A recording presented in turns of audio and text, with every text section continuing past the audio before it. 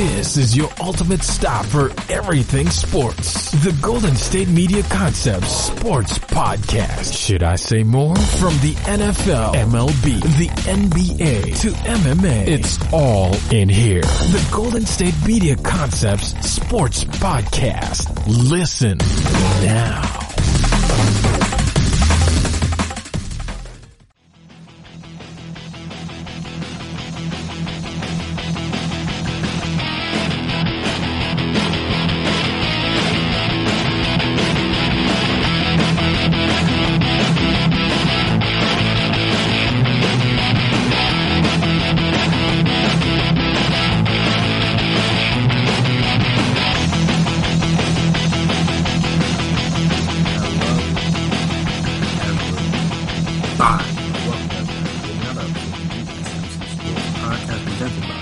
GSMC Podcast Network. My name is Chris Blades, and before I get started here today, I want to make sure I remind you guys, as always, if you haven't already, to subscribe to the podcast. Make sure you never miss an episode.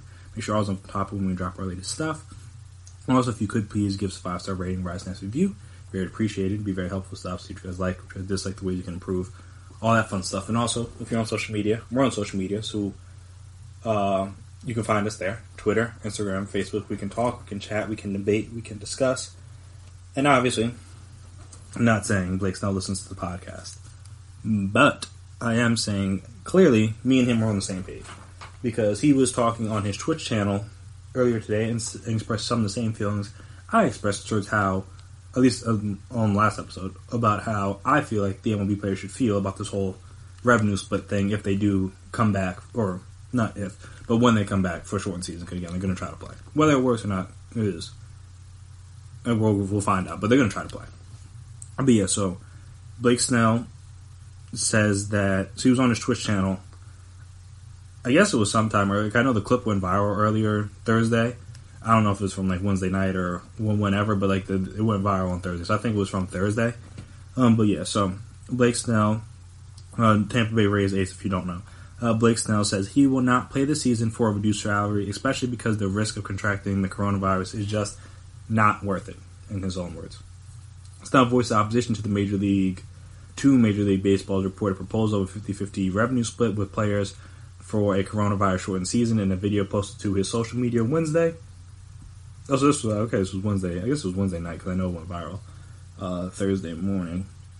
Oh, God, I understand, man. For me to take a pay cut, it's not happening because the risk is through the roof, Snell said while answering questions on his Twitch channel. Like I said, it's a shorter season, less pay.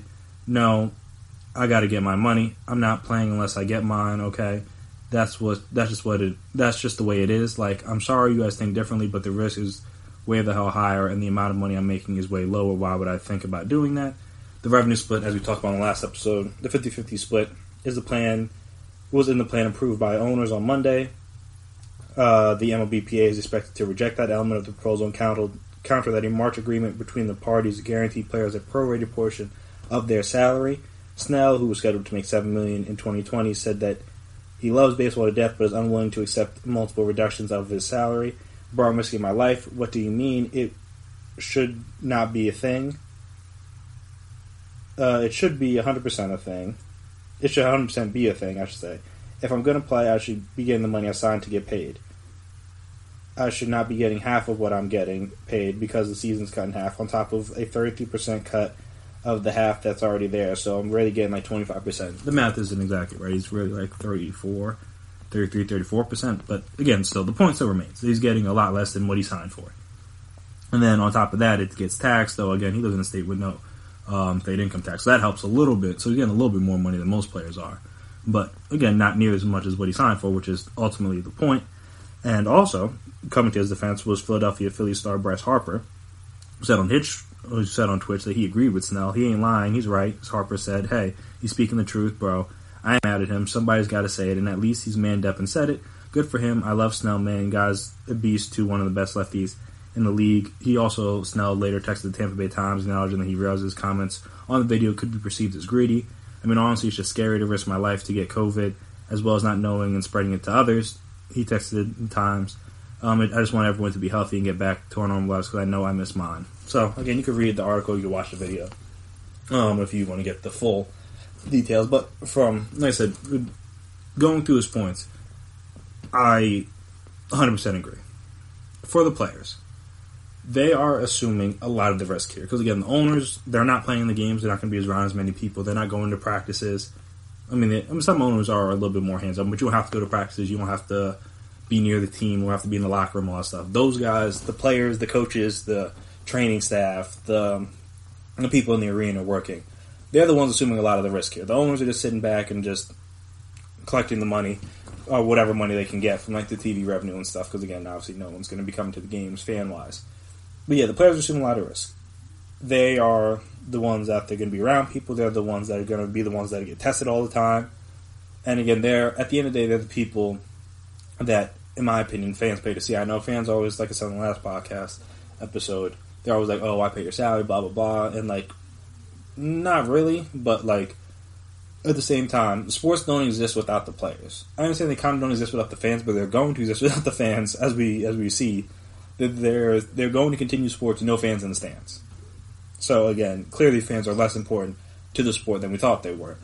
But again, the sports don't exist without the players. There weren't people good enough to watch, or good enough at this sport to watch it, people wouldn't care. Like I said, there's like when I talked about last episode, we talked about WNBA, we talked about women's soccer. You could argue, at least in America, oh, maybe not in WNBA, but in soccer, the talent level and the skill level in the women's side of things is definitely higher than the men's, at least on the national team level. And yet they're paid less, and I mean their numbers are good, but nobody cares as much because again it's just perceived as lesser. So again, if they didn't have these players and they were lesser players, the fans would be less, in my opinion. Just because again you see with teams all the time when teams are doing well, their viewership's high, their revenue's high, people come to the games, people supporting the team. When they're bad, if you're not in like a big sports city, no one cares. Because again, and that's what I'm saying. Like, even though fans always like you pay the salary, like at the end of the day, the players have to give you something to watch. If they're not giving you something, then the fans won't tune in. And that's point blank period. That's what I'm saying. So if these guys aren't good, and if they decide to sit out, like that's a bigger deal than if fans are like, I'm not going to go to the games, or I'm not going to watch, or whatever. Like, again, they're still going to get their money, relatively speaking. But again, the sports don't exist without the players. So I understand why, if I'm a player, I wouldn't take the risk. Just because, again, if I'm getting paid, like I said, 35% of what I was scheduled to get paid, that's a big difference. And obviously, like I said, the owners are losing money too, and everybody, but like, they're still making like well into the hundreds of millions of dollars, most of them. These guys going from, I think it's supposed to make $7 million this year to what? I'm saying, what's 35% of $7 million?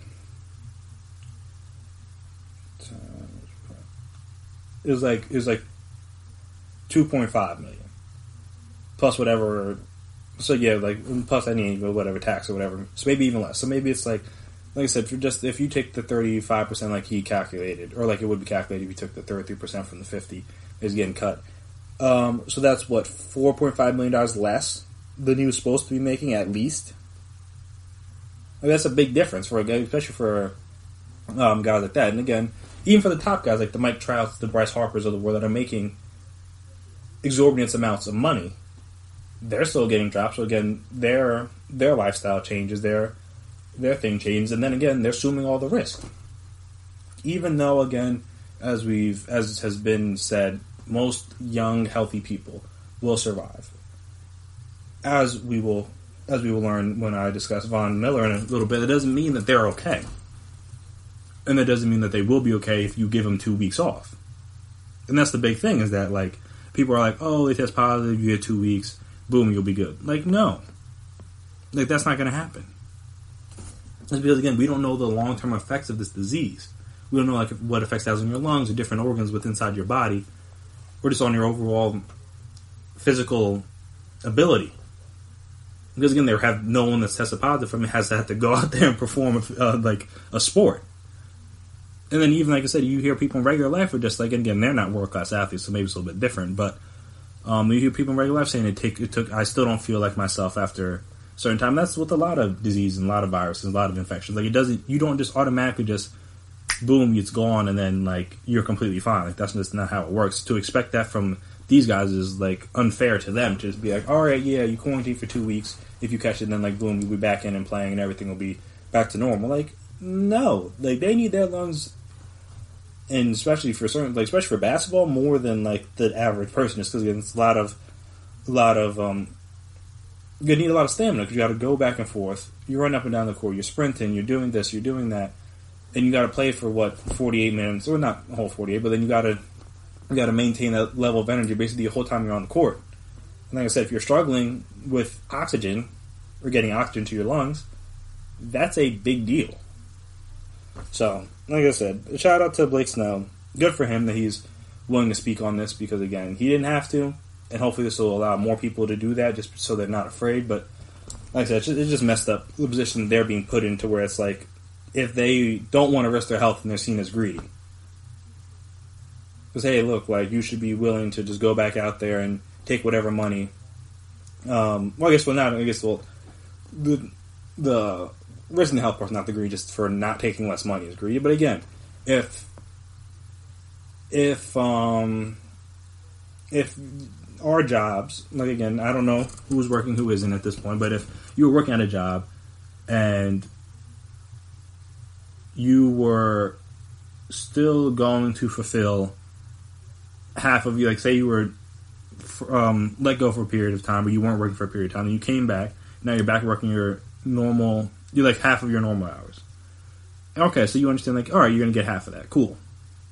Because, again, you're working half your normal hours. That makes total sense. But then on top of that, they take even less money because now the company's making less. That's not my problem. Like, it's because you guys weren't prepared for a pandemic that affects me. And again, not to say anyone should have been prepared, but the virus has been here potentially since, like, December of last year, so you could have been getting prepared for it and just kind of making sure that your finances were in order. So because your finances are in order, now that hurts my finances, and I'm like, that's not how that should work. I understand, like, if you're only playing half the season, all right, you should get less than your full salary. I get that part, because you're not playing the whole game, so that makes total sense. But if you're now trying to gyp them out of more money so you can get more money back into your pocket from an owner's standpoint, that's where I'm like, okay, now the owners are being greedy, and I feel like the players are justified if they don't want to agree to that, especially when next year, I believe their CBA is up after the season, so next year when they have to negotiate again, if they take a lot on the owners this time around, then who's to say that the owners won't try to gyp them again next year, because they already did it. So I'm saying that you set a bad precedent for yourself if you are willing to take less for whatever reason this season, because then again it could affect you down the line. And that's just my 2 cents on that. And also, Rob Manfred, I keep saying Paul. Rob Manfred, MLB commissioner, was on CNN today kind of detailing the league's testing plan, and he said that testing multiple times a week, that they will be testing players multiple times a week using a facility in Utah that the MLB helped convert into a COVID-19 testing lab. Return time on tests is 24 hours. So hopefully that means they won't be taking any tests from the people of Utah or from the country, just because if it's their own specific thing, then all right, I'm not that mad about it. But again, if these tests could be going to normal people that, again, depending on where you live, could still be a little difficult to get testing. I feel like there's probably better use for those tests, but hey, I'm not going to judge. If they're helping fund the thing and help build the thing, then hey, they can use it however they wish. Isn't testing for symptomatic players, which, like, obviously, those who test positive will be quarantined until they test negative twice, which is important because I know there have been some stories and reports out there, people testing positive and testing negative and testing positive again.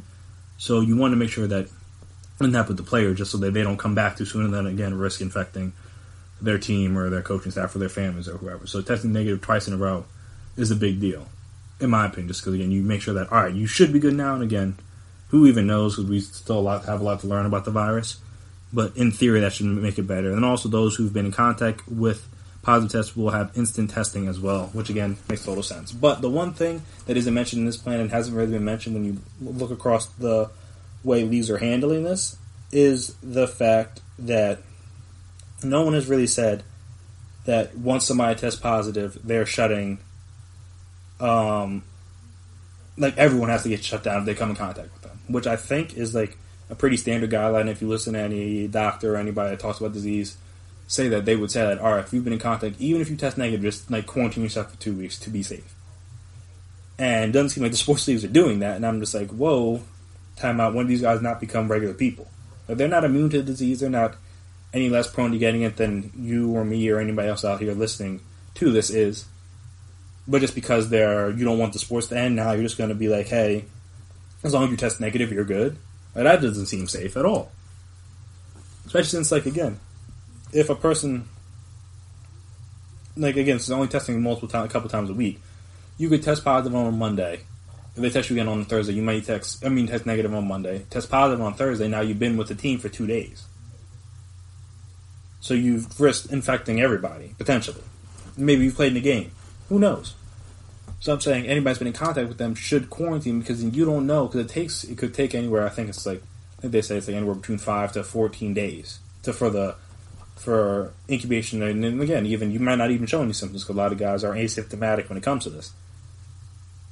So if that's the case, if they don't show any signs and you don't quarantine them, then they risk infecting even more people. Then now, instead of having a fixed problem, now you have a widespread problem across your league, which again is not what you want, because then you definitely have to shut it down. So I just think that's a weird thing, is that I know you don't want to shut everything down, but at the same time, the fact that they're not adhering to those guidelines that pretty much any health professional will tell you, that if you've been in contact with someone that tests positive, quarantine yourself for 2 weeks. I mean, again, I understand they don't want to shut down, it's about the money, blah, blah, blah, but like that, you're not keeping the players safe. If everything about this and the whole idea behind coming back is making sure everybody's as safe as they can be, then you should make sure they're as safe as they can be. And if you're not doing that, then you're not making sure it's as safe as they can be. That's the thing, I always thought that was interesting. Or not, I mean, not always, I hadn't mentioned this before, but just something I thought about recently was just that's never really brought up. And I'm like, that's a very important aspect of it. Because again, with these people, if someone tests positive and you've been in contact with them, you should not be going near anyone for 2 weeks just to be safe. And like I said, it doesn't sound like the league's going to do that, and now you risk spreading it throughout the league, which is an even bigger issue than if just one person gets it. I'm saying, how does, when it happened with the NBA, one person or two people got it, they shut the whole league down. But now if that same thing happens again, you're just only going to bring them out and just be like, hey, whatever happens, happens. Like, the disease did not become any less contagious over the last couple months. Obviously, we know more about it, testing's more available and stuff like that, but it didn't become less contagious. It's still as contagious as it was before. So how are we not following similar procedures? Just because of the money? Which, I mean, I get, but like, that doesn't seem like a smart thing to do. And also, I guess someone pointed out potentially that you could run the risk of these leagues not being honest with the test. Now, I would hope that they wouldn't do that, but it's a possibility. Like, what if somebody tests positive? I mean, we wouldn't know unless it leaks out or they told us. Susan said they don't keep it under wraps, say the guy's hurt or something, to not cause hysteria and then cause outrage and then being forced to shut down the league again. Who's to say that won't happen? Again, I'm not going to say that these are going to be that disingenuous, but you got to put every scenario out there when you're thinking about this stuff. And who's to say that won't happen? And then you try to keep it under wraps, and that makes it even worse. Again, because now instead of just putting it out there, letting it be out in the open, now you're just trying to hide it, trying to shield it to make sure you continue the league, make sure everybody's happy, and you can get this money. Which again, I understand the bag is important, but you should be doing everything with the safety of players in mind first, and the money to follow when it seems like a lot of these decisions are made with the money first, and players as safe as they can be as long as this money is still made. So it's unfortunate, but again, this is where we're at. So, like I said, shout out to Blake Snell for speaking out. Maybe more players will speak out. Maybe they won't. Who knows? But I hope more players speak out about this and just about the safety of it and the pay cuts they're taking and different things like that. Because it's unfortunate for them, especially when the players are the ones that are assuming a lot of the risk. So, after this next break, we're going to switch gears a little bit and talk about, there was a pretty big news story that came down the NFL Thursday night. And again, when it's the off season and there's a big news story that doesn't involve like a trade or something, not good for the persons involved. So we'll talk about what it was, who was involved, and the teams involved, and like kind of what's next for all those people. So we'll discuss all that right after this break. You really can't underestimate the importance of having the right creative work for your brand or your product. Whether it's a logo, a website, a book cover, or an ad campaign, you really need a quality design to make that big difference pop and deliver your overall engagement and success in a competitive market. That's where Design Crowd comes in. Design Crowd has over 750,000 designers from Sydney to San Francisco ready to help you with awesome creative ideas. They make crowdsourcing work for you. So if you need a logo or you're working on your creative branding, you can go to designcrowd.com and post a brief describing the design you need. And then within about 2 to 7 days, you'll receive up to over 100 different designs from designers around the world. Then you pick the best design and approve payment to the designer. So you're only paying for the design that you want. It takes a lot of the guesswork out of freelancing and out of crowdsourcing. And you don't have to be a huge company like Harvard Business School to use Design Crowd, although they have used it as well. You can start a project on Design Crowd for as little as $99. And if you go right now to designcrowd.com/health and wellness or enter the promo code health and wellness on their website, then our health and wellness listeners will receive up to $150 off of your design project. That's designcrowd.com/health and wellness or entering that promo code health and wellness. Are you looking for the very best NFL and college football podcast? Then check out the GSMC Football Podcast. Get the latest football news both on and off the field. From the NFL Draft to trades to the rumor mill to the NFL Combines. They got you covered. That's GSMCpodcast.com/football-podcast. Get updates on college rivalries, game day insights, and much, much more. It's football talk the way you want it. This show eats, sleeps, and breathes football. Don't forget to like them on Facebook and follow them on Twitter. Visit GSMCpodcast.com for more info.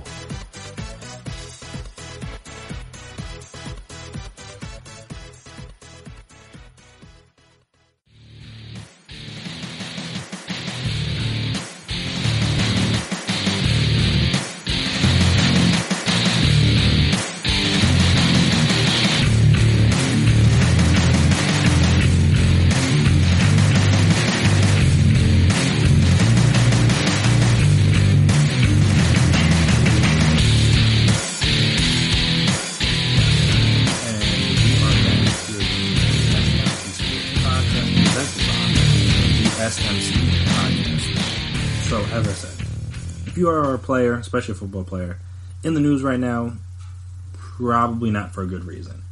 And for DeAndre Baker and Quinton Dunbar, it is definitely not a good reason, as arrest warrants have been issued in South Florida for New York Giants cornerback DeAndre Baker and Seattle Seahawks cornerback Quinton Dunbar in connection to an armed robbery investigation.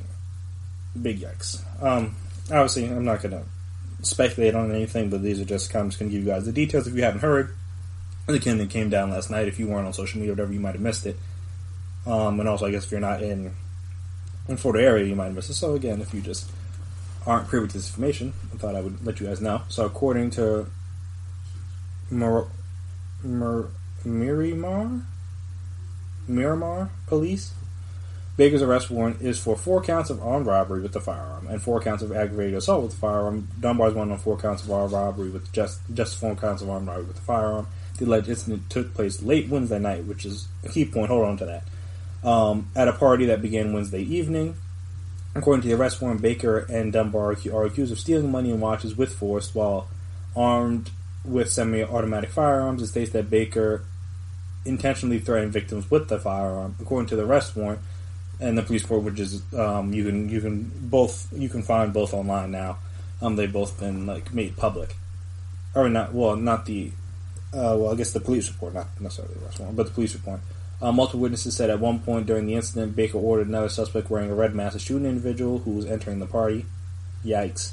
The warrant includes conflicting accounts from witnesses as to whether Dunbar was armed, with some saying that they didn't see a gun, and some said they did. The info said Thursday night it is aware of the matter, and would have no further comment at this point, which again makes sense. Criminal investigation. No needing to comment on it. The league will review the incident under its personal conduct policy and hand out discipline if warranted. Baker was a first-round pick of the Giants in 2019. Dunbar was acquired by Seahawks in March with a trade with Washington and introduced himself to reporters on a video call earlier Thursday, which again is the important part. So he was on a Zoom call or whatever with reporters the next morning. So this happened Wednesday night. Apparently, he's kind of stemmed back from further before that because apparently they got some stuff taken from them before then in a little gambling situation. And now, like I said, they're I don't want to say returning the favor, but they are coming back on that, and they're trying to recoup some of what they lost, I guess you could say. And then, like I said, so that happens Wednesday night, and Thursday morning, this guy's on Skype talking about, or Zoom, talking about like how the Seahawks is a perfect fit for him, like he's looked up to players like Richard Sherman, stuff like that, and also how like while he's there, they'll be able to see like what kind of person he is. And stuff like that, and I'm just like, bro, you like just robbed somebody the night before you were on the Zoom call. Like, it just seems kind of wild. Yes, apparently, so you can see the video. Someone tweeted out that this morning to reporters, he said, "You just want to feel wanted at the end of the day. I just hope to repay them with the way I carry myself as a person." I mean, come on, that is interesting to say the least. Like I said, to have that happen, and then, like I said, find out later this happened. It just like the timing of it is all kind of nuts. Also, the fact that they figured they got an arrest warrant and a police report out that quickly. Because normally, I mean, you find out these things and you find out about these things like months later, at least weeks later. You don't find out like something happened like this. According to this happened literally Wednesday. And we were finding out about the next day's arrest warrant and everything out the next day. Again, armed robbery, so that's like a pretty big thing. But yeah, it's a bad situation for all parties involved. So start with Baker. I mean, he's a first round pick. So again, he's making pretty good money. Not like top cornerback money, but first round pick money is not nothing to scoff at. I understand, like again, they might have lost it gambling, whatever, down in Florida, which, in fairness, you should be social distancing right now. I understand Florida's a little bit more relaxed, or a little bit more lax than most states. But again, you should be social distancing now. You shouldn't be just hanging out at kickbacks and things like that. You would think. Again, not going to judge anybody necessarily who does it, but again, you would think during this time, like, hey, let's not hang out with a bunch of people around. Just a thought. So then that happens. They potentially lose some stuff, then they get some stuff back. Like I said, the police report is kind of daunting. So if you want to read through that and some of the details, now talking about like how they had like 3 different getaway cars to split it up, which might have been the only smart thing about this whole plan. Just the fact that they were going to split up, because again, most of these things you see like one getaway car and all of them getting in one car, like that would have been easy for them to track them down. But at 3 separate getaway cars, all right, at least you count, and you got to pick one. Like you can't.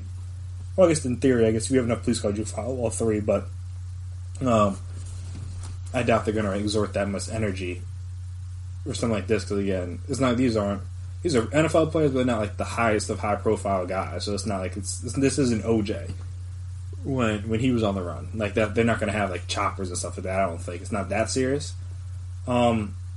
But yeah, so that was an interesting aspect, especially since one of them supposedly was a Lambo, which again, a little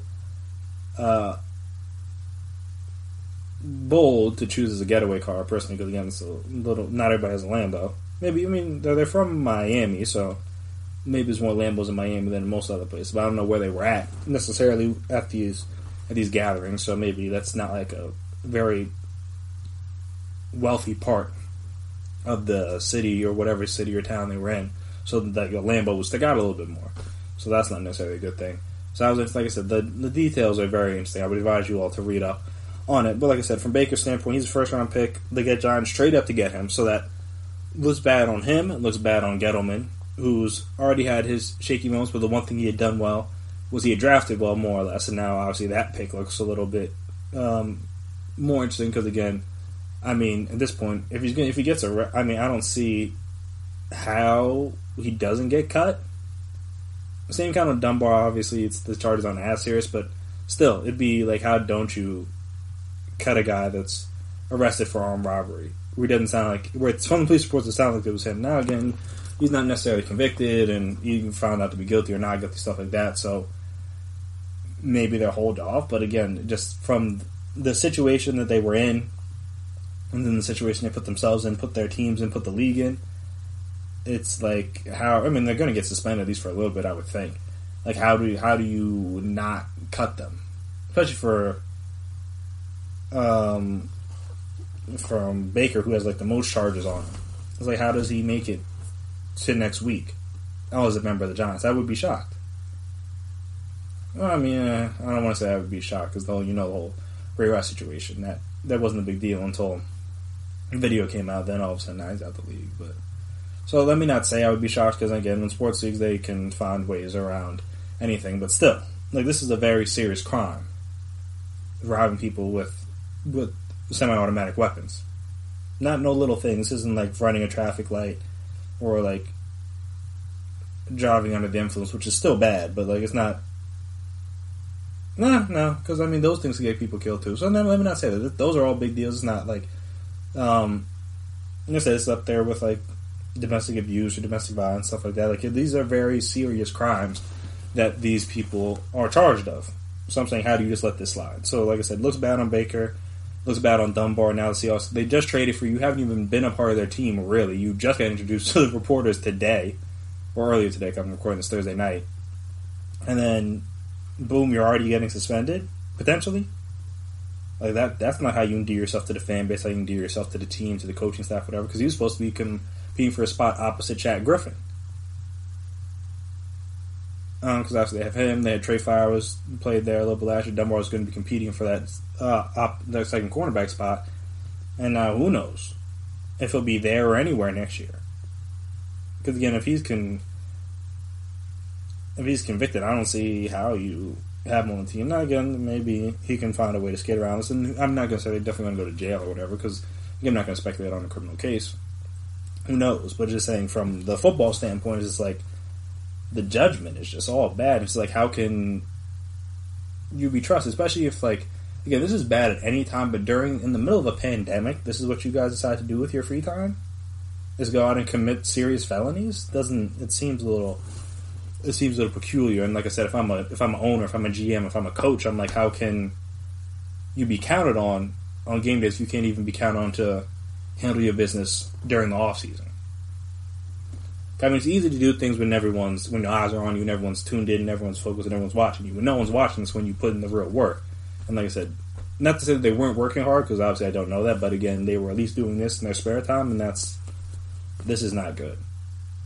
Like I said, we'll see what more news comes out of this, especially in the coming days, weeks, months, potentially, however long this drags out. But like I said, that's any major news. Anytime your name's in the headlines and you weren't traded during the offseason, it can't be anything good. And obviously this was I saw that and I was like kind of shocked. I was just like, it seemed like something out of like a movie, as opposed to like something that professional athletes would really do. Because again, not that I understand, man, again, we don't know the situation, we don't know their reasoning behind it, whatever.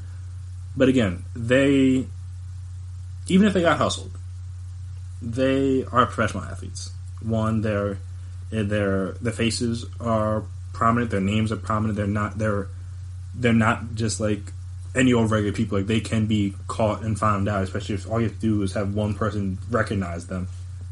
Boom, you're done. Like, it's not like if I tell you the name of, if I recognize someone from like from off my street or something, that's, I mean, again, they could find them, but again, your name's not going to be all over social media like it is as it is for those two. You're not going to get calls from your team, you're getting calls from the league or whatever, telling them to turn yourself in potentially. Like, that's not going to happen. But for them, because they're prominent NFL players, I mean, not prominent, but because they're NFL players, that's going to happen. So you got to deal with that. And also, like I said, they have money. They don't need to be robbing people. You would think. Again, like I said, they can not necessarily they can afford a hit, because no one likes to lose money or lose valuable things, but they don't need to be doing this. They got all right. People get people get got sometimes, especially if you're gambling. You may bet something, it doesn't work out for you. All right, you lose like a watch, you lose a shoe, you lose a hat, you lose like glasses, something. That, I mean, not to say it's happened to me, but like that's a thing that happens to people. That's not new. You then coming around the next day or days later and deciding you're going to rob them back with firearms, especially if I know Florida's a little bit more relaxed with the gun laws, but again, if they didn't have a permit for them, like that's another whole charge on top of that. Like they were carrying without a license, or that's like I don't know exactly what the gun laws are in Florida, but like that could be. I was imagine that's the thing. You have to have a gun license in most places. So then that's a whole separate charge. And just like NFL players should not be doing this during their off season. Like this should not have been the news. Trades, which we will talk about potential one that could have happened next segment actually. The trades, cuts, things like that, potentially like injuries working out. That's the kind of stuff we're supposed to hear. That's what we're hearing about NFL players committing major crimes. So it's unfortunate for them. It's unfortunate for the teams. It's unfortunate, like I said, for everyone involved. But I mean, we'll see kind of what comes of this. Obviously, we don't know how it's going to be handled. How like I said, what's going to happen from here. But like I said, when there is more news to report or more news to discuss, we will be here to discuss it. So, like I said, I'd be surprised if, especially Baker, I'd be surprised if he's on the Browns next week. But the same thing with Dunbar. Like this is a very serious crime. I mean, whether or not how long and how long they get suspended is a completely separate story. But like I said, I don't know how they can keep their roster spot. It'd be hard to justify that, in my opinion. Like these are very serious crimes they've committed in the middle of a pandemic. Judgment is definitely a little shaky, to say the least. But yeah, so like I said, looks bad on Gettleman because he traded out for him. Looks bad on Pete Carroll and who's their GM, John Snyder or whatever, because they just traded for this guy in the offseason. Didn't give up much, but I mean, maybe if the Washington knew that this is the kind of character he had, that's why they were willing to give up their starting corner, their best corner last year, for what people could view as next to nothing. So, like I said, we'll see what happens with this in the coming days. But yeah, so speaking of off-season news, we potentially could have had a bombshell trade go down, and I believe it was before the 2018 draft. So yeah, we'll discuss what quarterback could have been on the move and what team would have happened to have the number one pick had the trade gone through right after this break. So stay right there. You really can't underestimate the importance of having the right creative work for your brand or your product. Whether it's a logo, a website, a book cover, or an ad campaign, you really need a quality design to make that big difference pop and deliver your overall engagement and success in a competitive market. That's where Design Crowd comes in. Design Crowd has over 750,000 designers from Sydney to San Francisco ready to help you with awesome creative ideas. They make crowdsourcing work for you. So if you need a logo or you're working on your creative branding, you can go to designcrowd.com and post a brief describing the design you need. And then within about 2 to 7 days, you'll receive up to over 100 different designs from designers around the world. Then you pick the best design and approve payment to the designer.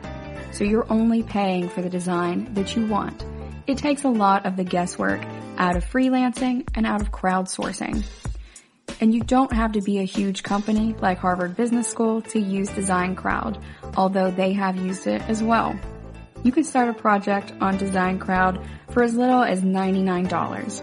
And if you go right now to designcrowd.com/health and wellness or enter the promo code health and wellness on their website, then our health and wellness listeners will receive up to $150 off of your design project. That's designcrowd.com/health and wellness or entering that promo code health and wellness.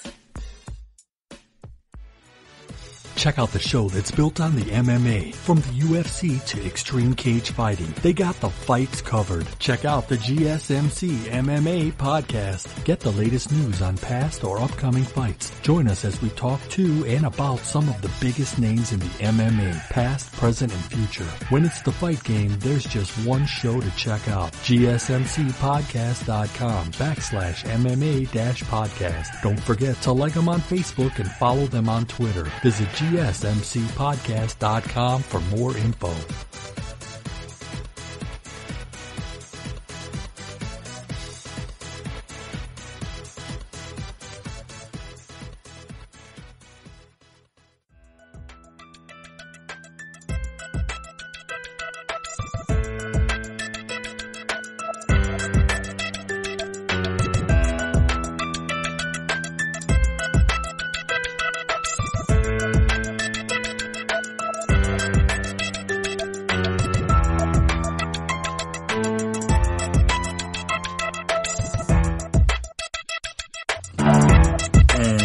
Are back here once again on the GSMC Sports Podcast presented by GSMC Podcast Network. So, supposedly, before the 2018 draft, Russell Wilson was on the trade block. Now, this sounds crazy because, again, at the time, I think, so this would have been after the 2017 season.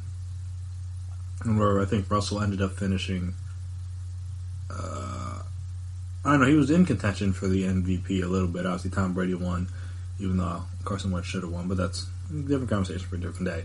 I think he led the league in touchdown pass that year, again, because Carson got hurt. But yeah, he was coming off a good season. Let me actually look up his exact stats on that season. But yeah, so he was almost traded to the Browns.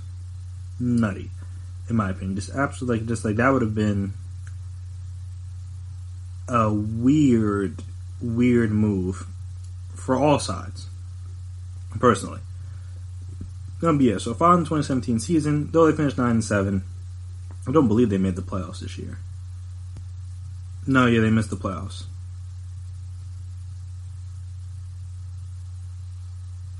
I believe, right? Yeah, no, they missed the playoffs, right?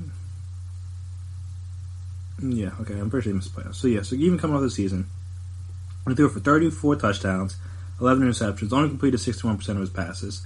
Threw for only almost 4,000 yards, had a 95 quarterback rating, 61, almost 62 QBR.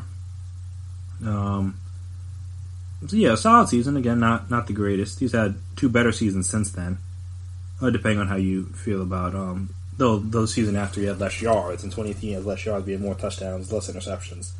Higher yards per attempt, yards per completion, passer rating, QBR, stuff like that. But again, still, he was coming off a good season.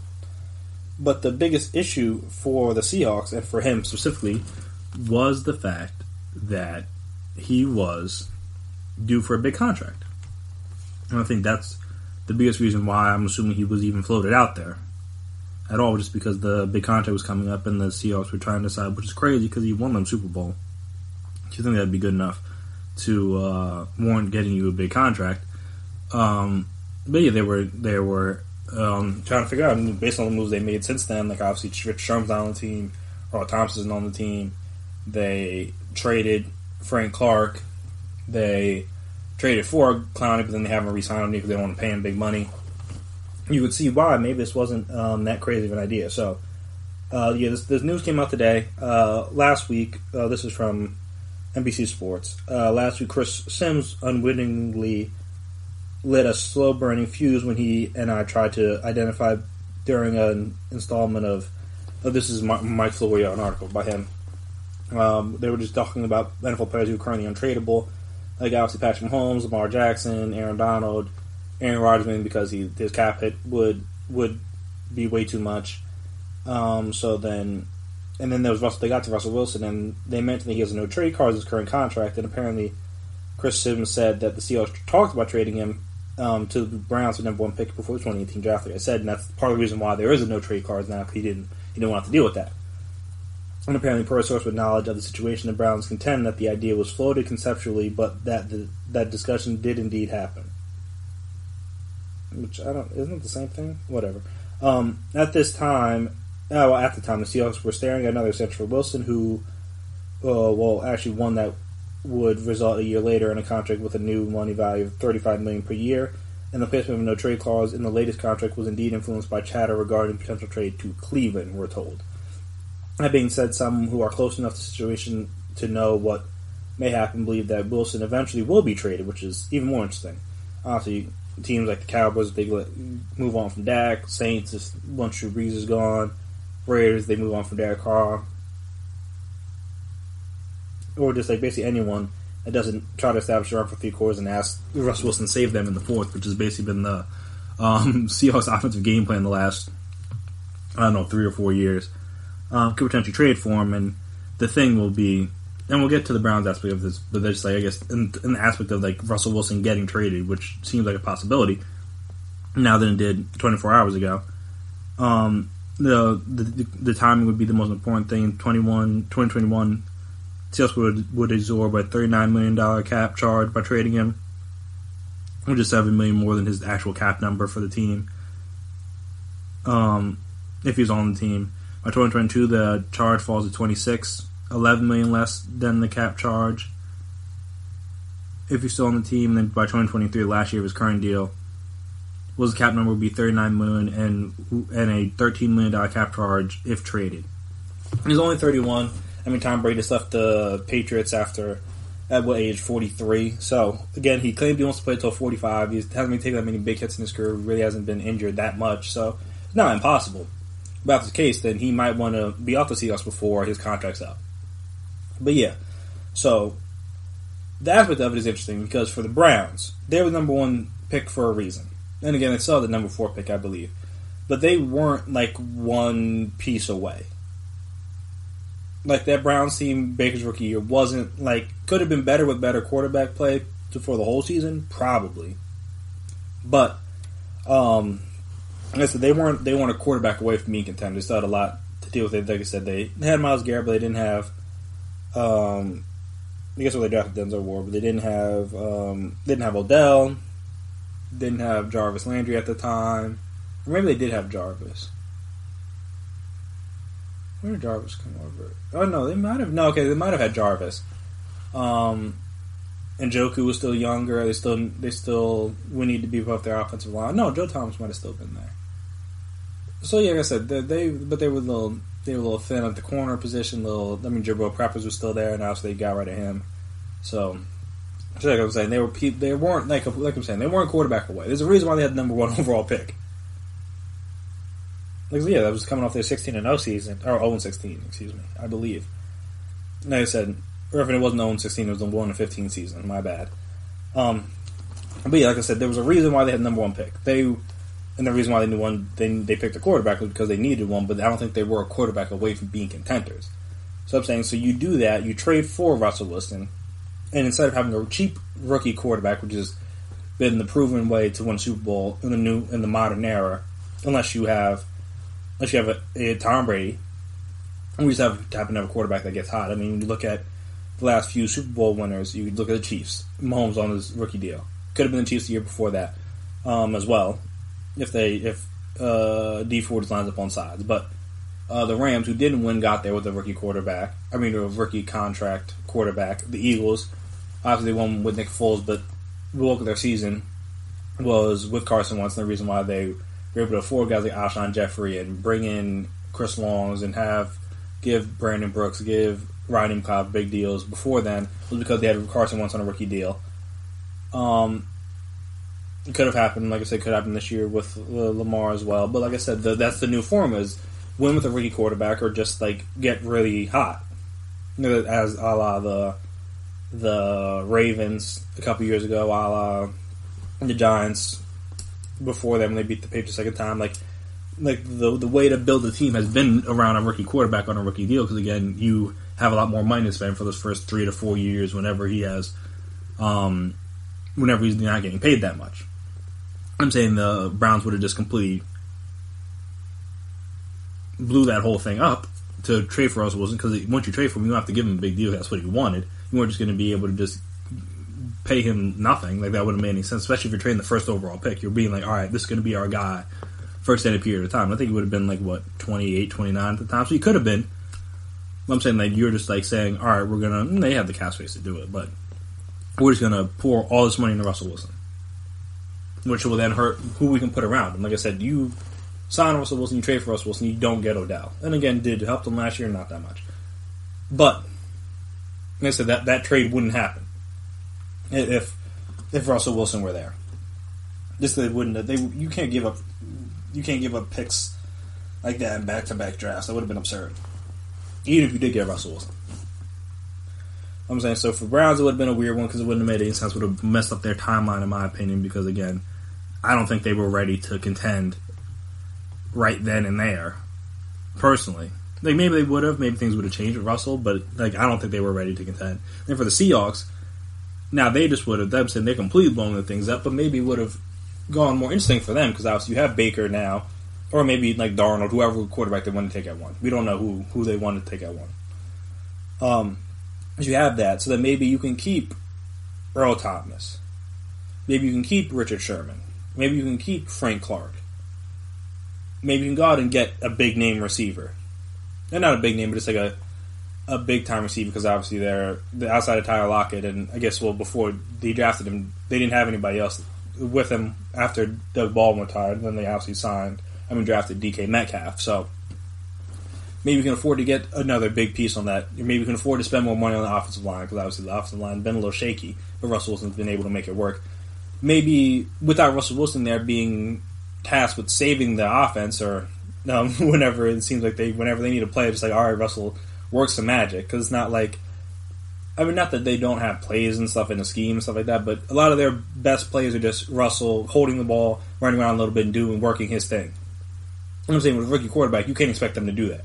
So maybe they would have changed their philosophy. Who knows what their offense would look like now with a rookie quarterback, with the guy heading into his third season on that team, or what it would look like the past 2 years. Who knows how the NFC West would have looked? Because, again, they made the playoffs the last 2 seasons, which would have been, obviously, 2018 and 2019. They made both those years. Who knows? Maybe that makes things better for the Niners, or for the... Obviously, the Rams went to Super Bowl last year. Well, I guess, 2 seasons ago. Maybe the Cardinals, maybe they're not as bad. If the Seahawks are a little bit worse. Now they don't. Now maybe the Cardinals don't get Kyler Murray. They still have Josh Rosen. Maybe the Niners are better a year earlier than just this past year. Like I'm saying, the whole dynamic of the NFC West shifts without Russell Wilson there, because obviously when you take the best quarterback out of the division, now the division as a whole gets a little bit more wide open. So I'm saying, obviously, there was talk about the whole Myles Garrett being traded to the Seahawks, which is kind of funny now, where it's you had one trade rumor involving these two teams that was debunked, then now you have a new trade rumor that appears to be true. And obviously it didn't go down, but it appears, all for all intents and purposes, that was a thing that was discussed. And if that's the case, that would have been a real shakeup. Because again, what are you just going to do? Get rid of everybody associated with the Super Bowl team if you're the Seahawks?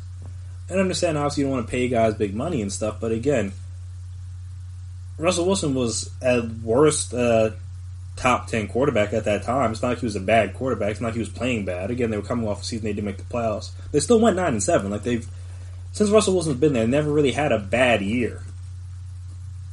You know what I'm saying? If I go back and look at his records. So during his time there, they've gone 11-5, 13-3, 12-4, 10-6, 10-5-1, 9-7, 10-6, 11-5. They haven't had one season with less than 9 wins as Russell Wilson went as their quarterback. That's what you're going to get rid of. And after Super Bowl, it took you to another Super Bowl. After, again, he threw the interception, but don't know why they shouldn't have even been in that position. That's neither here nor there. But again, they were going to get rid of that. Hey, look, I'm not going to say I would have been. No, I actually am going to say I would have been completely shocked. Because it wouldn't the thought process behind it wouldn't have made any sense. You're going to take a quarterback you know is already good, and then draft a quarterback who you hope is Russell Wilson. You hope you draft a quarterback. You hoped Baker or Sam Darnold or Josh Rosen or Lamar or Josh Allen, whoever they really wanted. You hope they can get you to 2 Super Bowls back to back. You know Russell Wilson can do that because he's done it already. You hope they can lead you to winning seasons every year. You know Russell Wilson can do that because he's done it literally every season.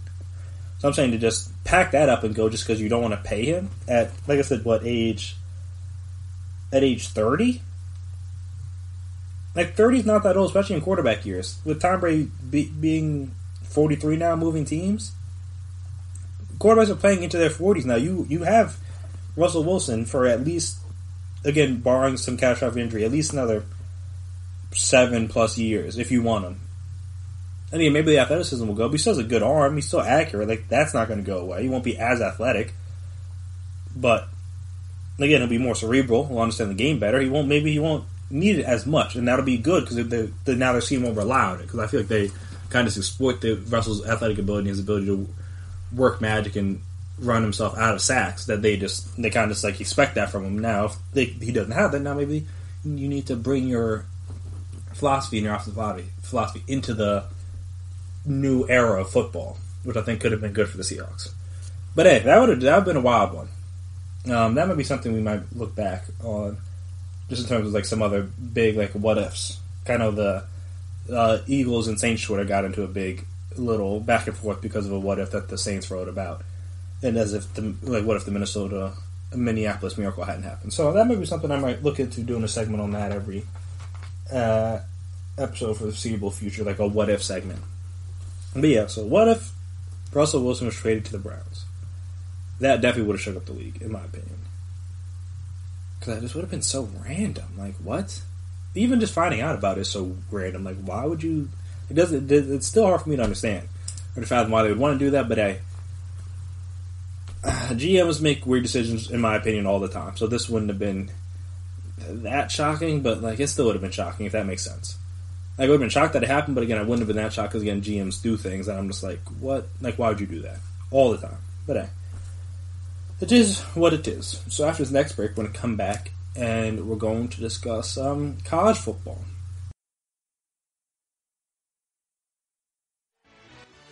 Are you looking for help for your fantasy football team? Check out the GSMC Fantasy Football Podcast. Get today's best advice on who to start, who to sit, even who you should draft. From sleeper picks to red-hot lineups, they got it all covered for you. That's gsmcpodcast.com/fantasy-football-podcast. We'll cover traditional leagues, dynasty, PPR, even IDP leagues. When you need fantasy help, there's just one show to hit up. Don't forget to like them on Facebook and follow them on Twitter. Visit gsmcpodcast.com for more info.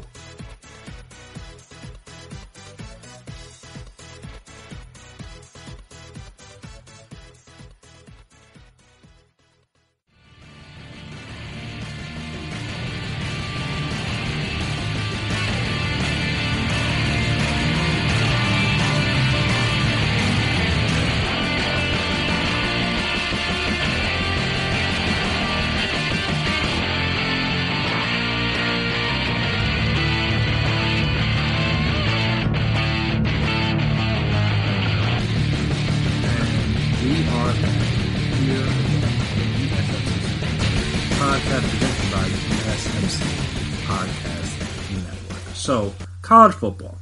I mean, it's kind of been on the back one just because, again, it hasn't not been as much talk about its return as possible return, obviously, because there's no decision needs to be made for the foreseeable future. They don't have, like, an off-season or events like the draft or free agency like the NFL does. So, like, there were things that you needed to see if they were going to push back or not that they didn't, which obviously is more of a talking point. But, like I said, you still have to make a decision at some point.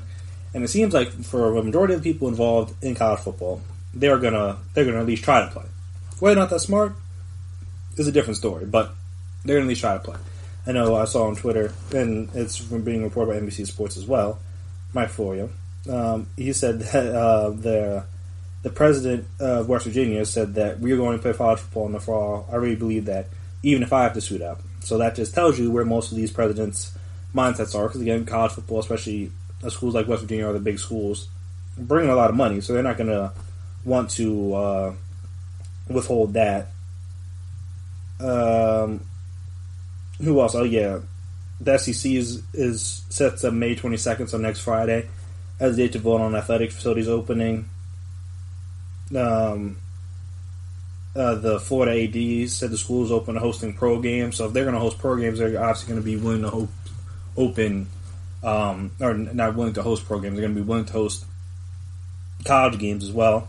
Different Power 5 conferences have talked with Goodell about possible return, because obviously maybe they could work with them, have see where they could potentially be played at. Just because again, there's kind of, I'm not gonna say they don't have to make the decision together, but like again, if the NFL is gonna try to play football, it would be surprising to me if college is gonna try to play football. It wouldn't try to play football, like I said. If the NFL is playing, I feel like college is gonna give it a shot. But with that, there's a lot more complications involved in college I don't think people are realizing, which is why somebody like Lincoln Riley said that he feels as if because I think they were supposed to they're going to try to make a decision, or they're going to have a discussion about a decision like June 1st, or as a start date, not even just a decision, a start date. And he said that that's too soon, we got to be patient, which I mean, I understand. He was talking about like all this talk about sports, or about schools wanting to bring players back on June 1st is one of the most ridiculous things I've ever heard. Riley said on the Zoom chat with reporters, we've got to be patient. We have one good shot at it. Which, again, I agree with as well. And that's kind of been my whole point, is that like if you're going to do this, make sure you have it so that you don't get shut down. Because then it's different for them, because they're like football, because they haven't even started up yet. Same with baseball, they haven't started up yet. But like if you're going to do this, you don't want to have to shut it all down. And with college, where so many different schools are involved, so many different universities, so many different states, so many different athletes, it's just too hard for us to say definitively at this time, like, yeah, we're going to go and try to play. Because like I said, you look at California, they already said, like their schools aren't hosting, they're not going to have in-person classes in the fall, if I got that correct. And I don't think they will be the only state. There'll be other states that maybe feel that same way, especially when, like I said, we get further closer to the school year starting, where like maybe that second wave is hitting or is about to hit. They're like, oh, it's not safe for this right now. And I'm saying, how do you have college football without students on campus? Because I mean, students in the stands is like what makes college football itself. I mean, you could say that about all sports with all fans, but specifically college sports in those college towns, if there are no students on those campuses, how can you host a football game? Especially since, again, the athletes that we're playing are students. So if students aren't allowed on campus for in-person classes, how is it then safe for students to be on campus in person to play a sport?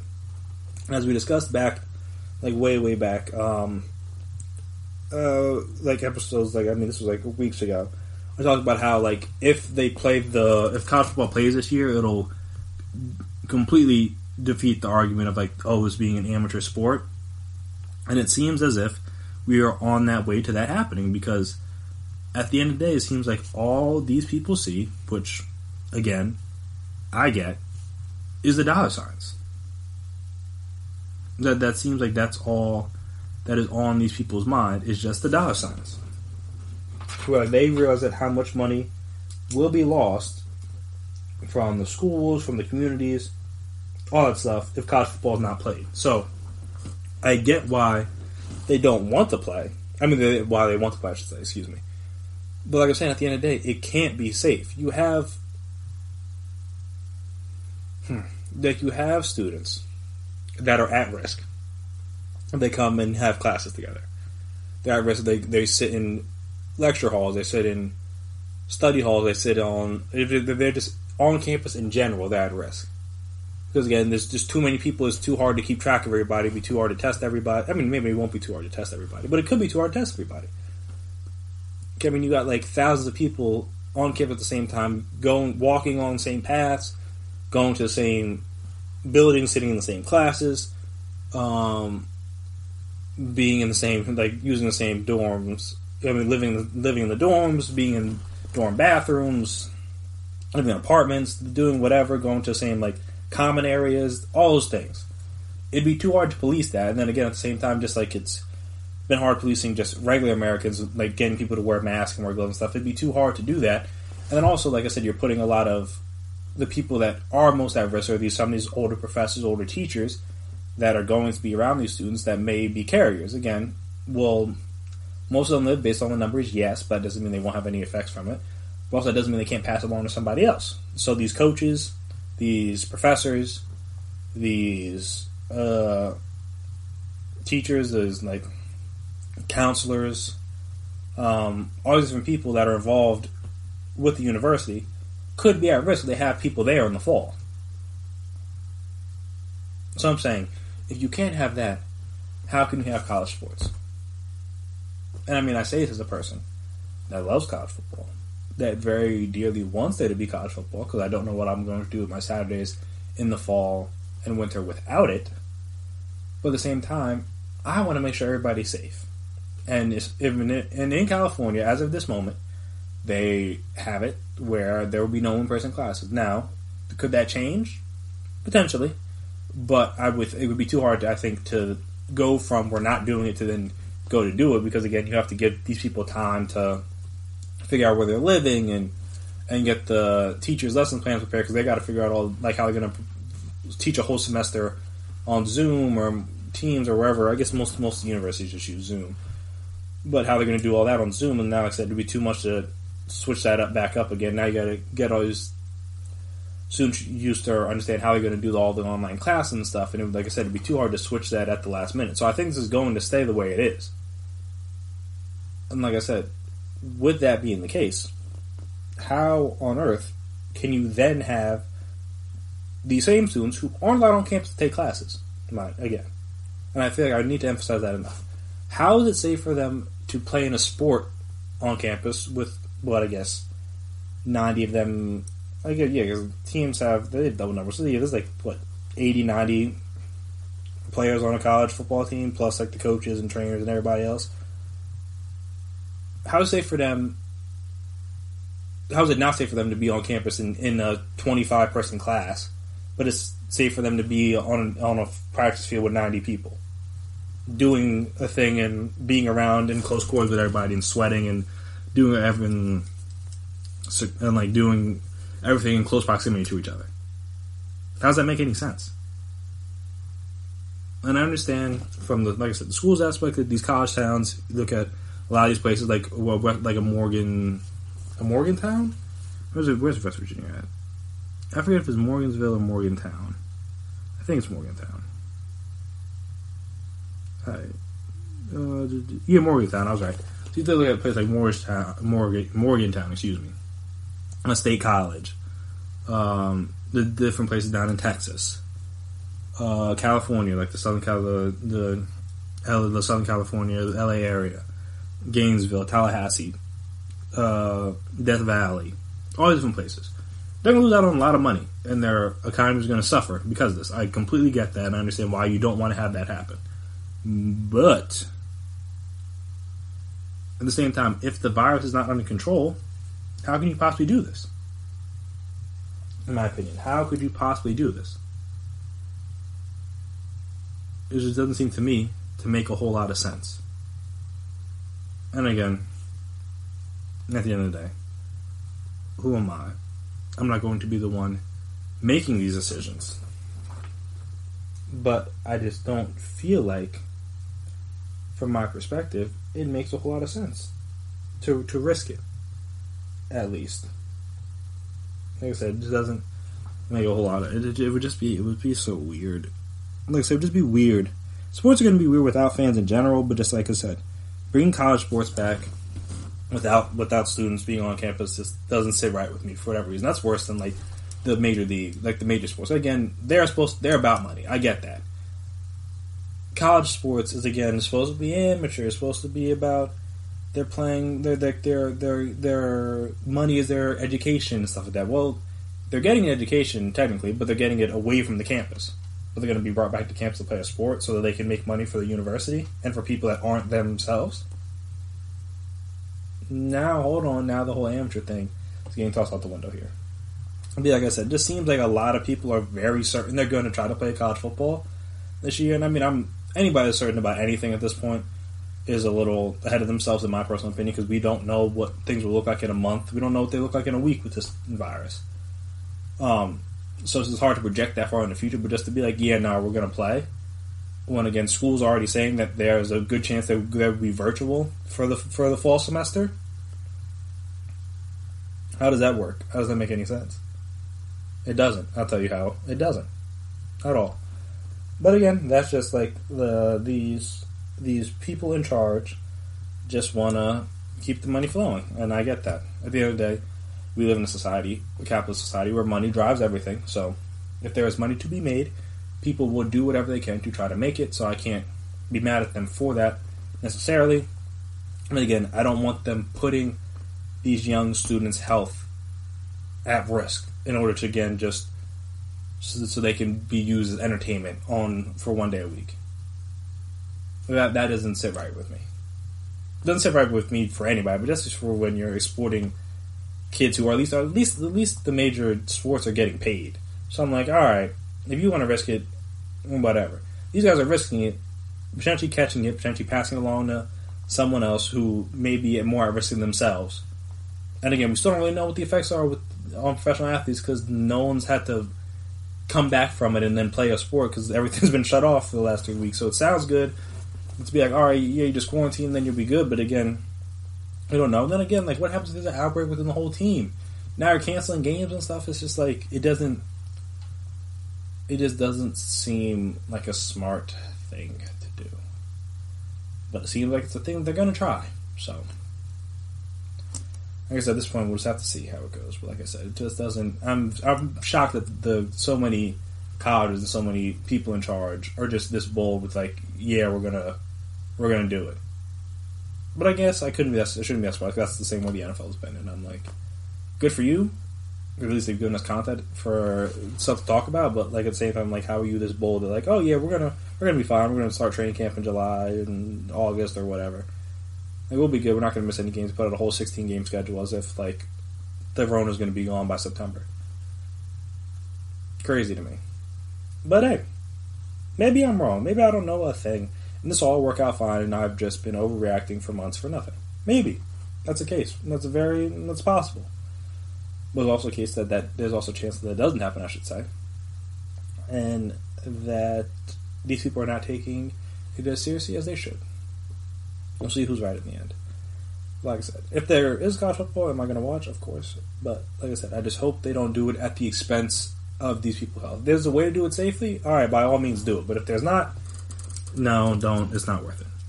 And speaking of the Rona, after this next break, we're going to come back. There was a nice article about Von Miller and how he's been impacted by it, because obviously he was one of the first people in the NFL, one of the few people that have actually testified that they've made public that's a part of the NFL. So we're going to actually give an update on him, see how he's doing, and also just like how he's been affected by it, because like that's almost as important as the number. Just like what happens like once you like how do you deal with it, and how do you get past it? Because again, that's going to be the biggest thing moving forward, is that we know a lot of people are going to end up catching it, but just like what happens after you catch it and how do you recover from it, that's almost as important. So we'll discuss all of that right after this break.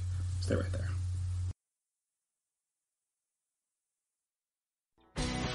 Are you looking to get your college football fix?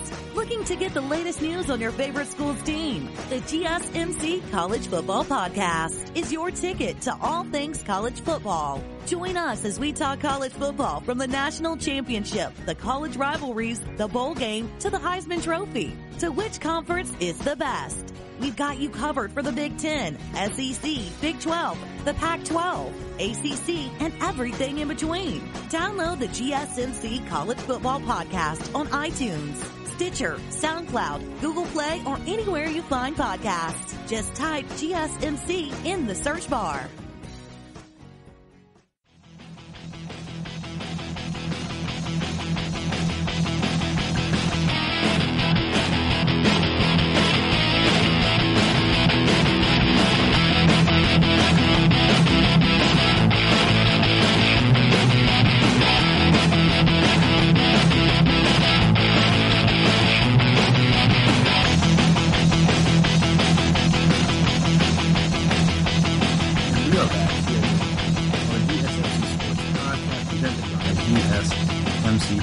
Podcast Network. So this article is from Sports Illustrated. I thought it was interesting to kind of give us, like I said, an update on Miller and also just to see how the symptoms affect somebody.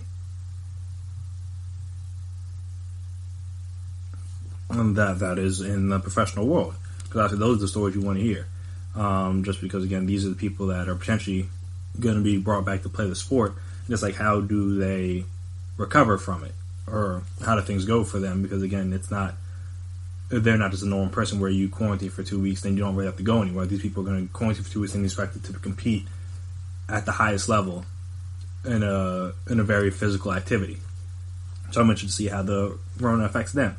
So, like I said, this is from Sports Illustrated. After being diagnosed with COVID-19 in April, the Broncos' Von Miller has opened up about his symptoms while battling the coronavirus. In a discussion with the Washington Post's Kent Babb, Miller described his experience and difficulty breathing with COVID as frightening. Miller had formed a cough before he decided to get tested by the Broncos for the coronavirus. Since the franchise had tests available, 2 days later he received a positive diagnosis. Miller said the worst part of the experience was having difficulty breathing, which was made worse by his asthma. I got asthma, but it was past the asthma attack, like my lungs were constricting. Miller said, my asthma nebulizer helped, but it still didn't feel like it was supposed to. That was the most frightening part, just going to sleep knowing that my oxygen level could drop and I could wake up and have to go to the hospital. Other symptoms Miller dealt with were losses of taste and smell, which impacted his appetite. The linebacker understood that what he had was serious. So again, this is not like the Donovan Millers of the world, where he said he didn't really have any symptoms, or other guys like this. And again, maybe it was made worse by the asthma. But again, I don't think Von Miller's the only athlete or the only person in the NFL that has asthma. So this is a danger for other people out there. I don't know, a lot of people say like, oh, well, that's like a pre-existing condition. But again, just because it was made worse by it doesn't mean that these things still can't affect the normal person. So like I said, we'll get back to that. The first 4 or 5 days I was honestly nervous. Miller said, I wouldn't say that I thought I was going to die or anything like that, but it did cross my mind a little bit. Still recovering from the virus, Miller said he has told his teammates to take preventative measures seriously. He said some don't even think it's real, which is still crazy because, again, they know someone that has it. Normally it takes you knowing someone, you losing someone that you know or knew of to take it seriously. But to say that even with that, they know someone and his teammates don't taking it seriously is not exactly what you would want to hear. And it's still kind of crazy because, again, you're like, if me struggling with this isn't gonna do something for you, then what will? And I'm saying, I don't want to be dramatic, but it may very well be you're going to need an athlete or someone related to sports to pass from this in order for athletes and people in general to take it seriously. Because again, in my opinion, not that many people took it seriously, which is fair or unfair because we really didn't know much about it. Just from what we were hearing conflicting reports of like, oh, you shouldn't wear a mask, or you should wear a mask. Oh, you can't transmit it this way, you can transmit it that way. Obviously, we know a lot more now than we did back then, but that's like no one really knew what the situation was with the disease. But yeah, so I'm saying, even yet, and still, if there's still Broncos players that still don't believe it's real, that's still nuts to me. Miller added that he took 17 days off before he attempted to practice again, and that he can really feel the impact of COVID-19 on his lungs, just to say. I still feel my lungs trying to get back in shape, Miller said. It's just all the wear and tear it puts on your lungs. Excuse me. Looking ahead to the 2020 NFL season, Miller said the NFL should keep a close eye on how leagues around the world are returning to play. He believes that constant testing of players and staff will be necessary in order to play, and that stadium capacity should be reduced in an attempt to welcome fans to games. Don't know about that. Miller also added he would be nervous to return to work right away if NFL activities were to resume shortly. And yeah, so like I said, that's his side of the story. Not to say that everyone's going to go through what he went through. And again, people are going to say he has asthma, so he's a different case than like a normal, regular, healthy person. But at the end of the day, he's still a world-class athlete, in better shape than most of the people, even without asthma, across the country. And like I said, in better shape than most people that will be dealing with this. So I understand his lungs are a little bit compromised because of asthma. But I'm saying if he's still doing this, and if he's still he took 17 days off between when he tried to do anything physical again and still felt the effects of it. How do you expect players to play with it or to come back from it? Like I said, we're talking about the NBA. They're trying to finish out their season going to the playoffs. Like, if a person, even if a person quarantines for 2 weeks, they might not be ready for a whole month. So you tell me you could have a guy like Giannis or LeBron or Kawhi or Paul George or James Harden or Russell Westbrook or Ben Simmons or Joel Embiid, something like that, potentially miss a whole month, and teams are just going to be happy with that? And again, that's been the worst thing about this. Everyone's always like, oh, it's just like if someone got hurt. Like, no, because again, if a player sprains his ankle, if a player jams a finger, if a player breaks a hand, if a player hurts his sprains a ligament in his knee, something like that, that doesn't affect anyone but him. Like I said, he's hurt. That's bad. It hurts the team.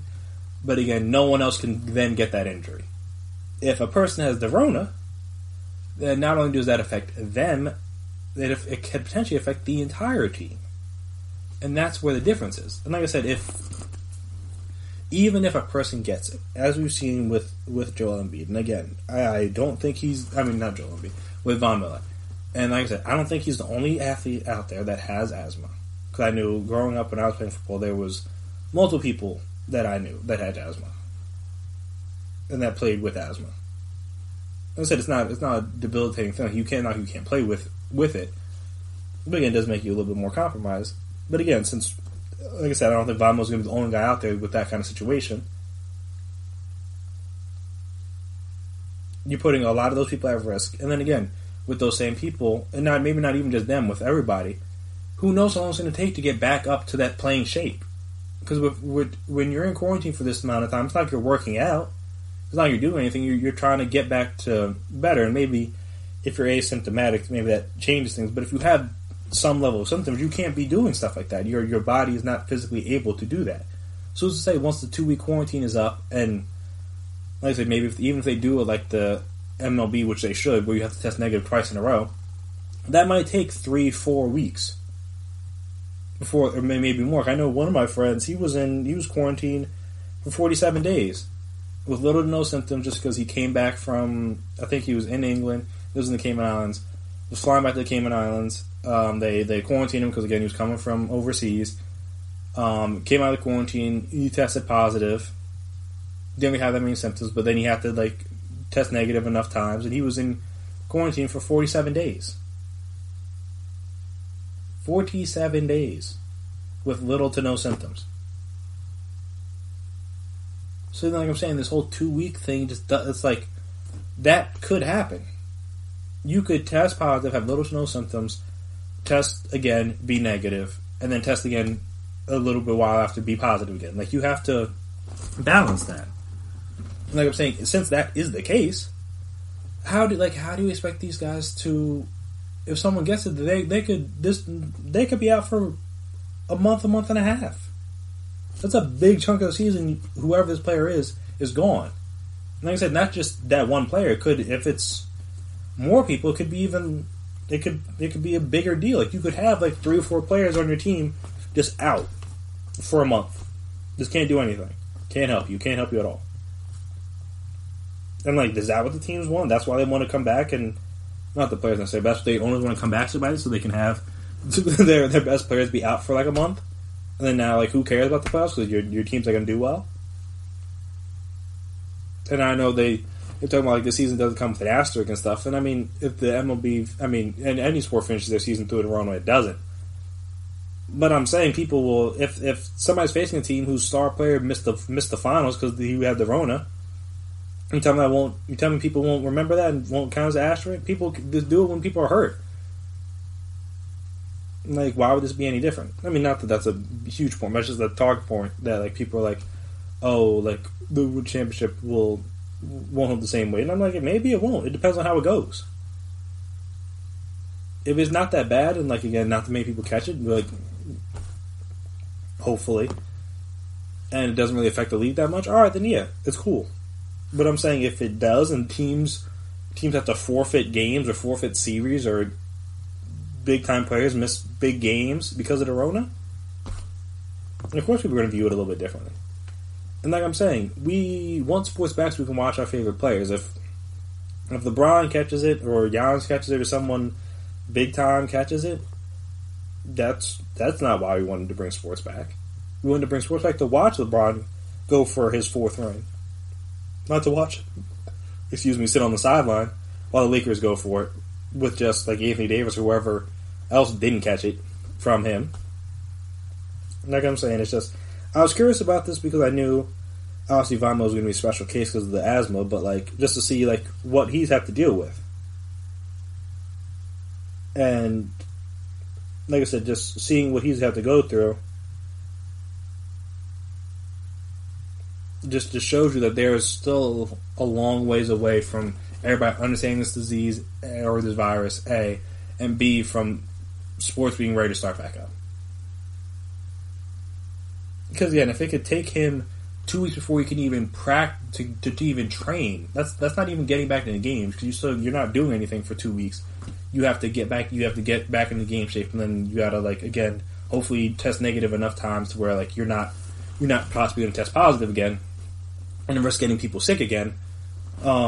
Like I'm saying, that could take 3-4 weeks before you even are able to get back and practice. And I'm just like, at then, it's like, what's the point? This whole thing is definitely not something we expected to have to deal with during this year. But we're here now, and like I said, we got to make sure everybody's as safe as possible. I want sports back just as much as the next guy. I don't know what I would do with my days in the fall and the winter if there was no football. I'm trying not to live or think about that reality, but again, just being a realist to a degree, you have to understand that's a possibility if the proper precautions aren't met. And I'm just saying, I don't know if we're meeting them as a country yet. And I'm saying, if we can't meet them as a country, I don't know how we'll expect our sports leagues to meet them, because, like I said, everybody is following different guidelines, getting their news from different things, getting their numbers from different places. It's like we don't even have a central place that we can trust as a country. We don't have a central figure we can trust in the country to be like, this person's giving us the good information. Well, everybody has their own. But I said, as a unified country, there isn't one person like, yes, I believe you. If whoever it is, the president, Dr. Fauci, or our own state government, CDC, whoever, some people do and some people don't. I'm like, if that's the case, then how are we going to be able to follow anybody or any guidelines if we don't have a base to go off of? Everybody thinks differently, everybody feels differently. It's just, it's a bad situation. But yeah, so shout out to Von Miller.